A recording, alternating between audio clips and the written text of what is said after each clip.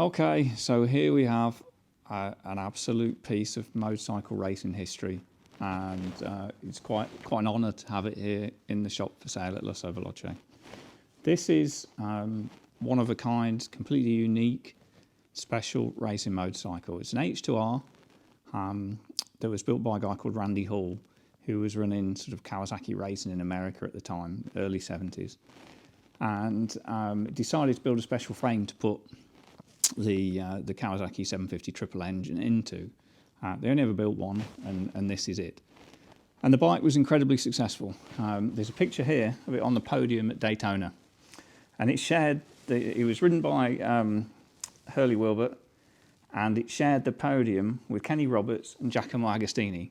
So it's in the greatest company of all time, and it's the only air-cooled machine on the podium. Everything else was water-cooled. And so, you know, this is a proper factory-sanctioned bike with a factory-wide transfer port engine in that was authorised and paid for by Kawasaki, Japan. So this is a pretty amazing and completely unique bike with racing history like no other H2R. And so not only has it been on the podium at Daytona, it was ridden by Gary Nixon as well, which obviously is pretty much a superstar. Won various races, lots of things like that. And so it's got a ridiculous racing career, really, amongst the best names at the biggest tracks and things like that. But what makes this bike just completely stand out from everything is the history that comes with it. This photograph is signed by all three riders, so it's signed by Roberts, Agostini, and Hurley Wilbert, and it comes with the bike, and that's just incredible. Then I've got this big folder here, which is absolutely full of pictures, and it even has the old original drawings that were given by Randy Hall to go with the bike, which is just proper old school technical drawings in here. There's loads of them, of the frame build and design and things like that. And it keeps coming. Randy Hall actually wrote a book, Lean, Mean and Lime Green, and guess what bike's on the front cover? It's this one. And so it just goes on and on and on. There's also a folder here full of emails, pictures, letters, history, all sorts of things, all verifying the bike, emails from Randy Hall, emails from everybody, all sorts of things. It is irrefutably the one and only, the machine. It recently, in a few years ago, was ridden at Goodwood by Scott Smart. It's been restored by Nigel Everett, one of Sheeni's old mechanics, and he's famed for his restoration work on these racing machines.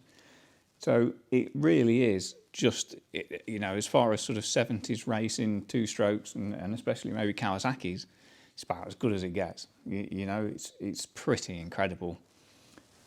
The bike, which I'll show you in a minute, I'll bring the camera up. It's signed by all the riders and Randy Hall and everybody on top of the tank, and it's got all the special factory parts. It's got the magnesium hubs and the bits and bobs like that, you know, magnesium calipers and all the sort of full up factory racing parts that you would have found at the time. But you know, it's a beautiful machine. It's got incredible history, but these photographs and the autographs and all the bits that come with it just make it stand out from the crowd. I've never seen a bike come with all this. It's ridiculous. And the photographs are beautiful. and you know, when have you ever seen this with a bike from this period? Sometimes you get people go, oh, well, we think it's this bike, or, oh, yeah, it's definitely that bike. But there's no proof. There's no pictures. There's no verification. There's no letters. This has got reams of it. It's got a book written about it, and all of this stuff. And so it's just absolutely unprecedented, really. I've never seen anything like it. And just what a wonderful, wonderful machine. And so, yeah, I really wanted to share it with you on the channel. I'll grab the camera and do some close-ups, show you some more of the pictures and bits like that, and I hope you enjoy seeing it as much as I do.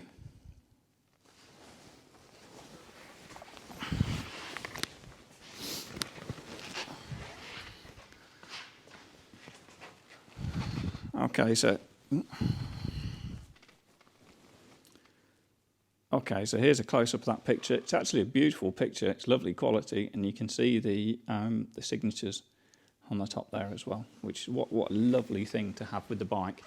It's got number 9 on it at the moment. That's because Nixon was the last person to ride it, and obviously Nixon was number 9, which, bless him, he's even written it on the tank there for us. Gary Nixon, number 9. And there's Randy Hall's signature. On the back here, you've got Agostini's a bit faded, Hurley Wilbert, and Kenny Roberts have signed it on the tail there too. So, you know, just absolutely crazy. This is where the fast filler would have gone when they ran it at Daytona. Got factory high top carbs to allow the slides to open right up. Like I mentioned, magnesium hubs in the middle there.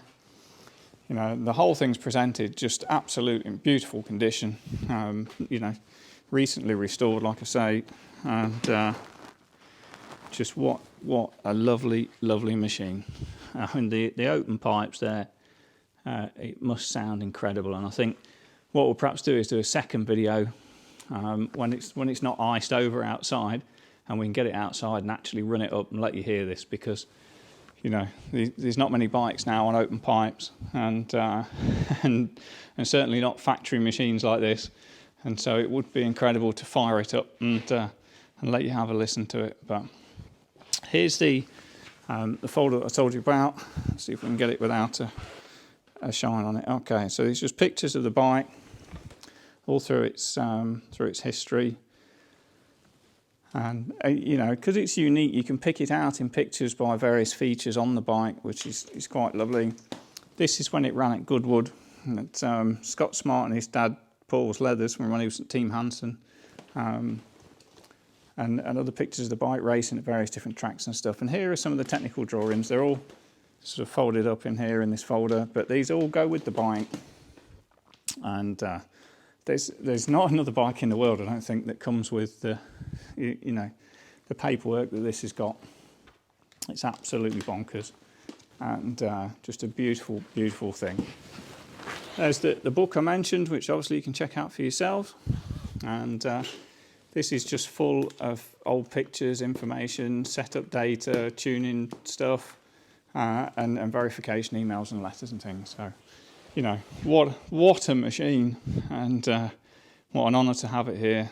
And you know, I don't think you'll ever get the opportunity to buy a bike like this ever again.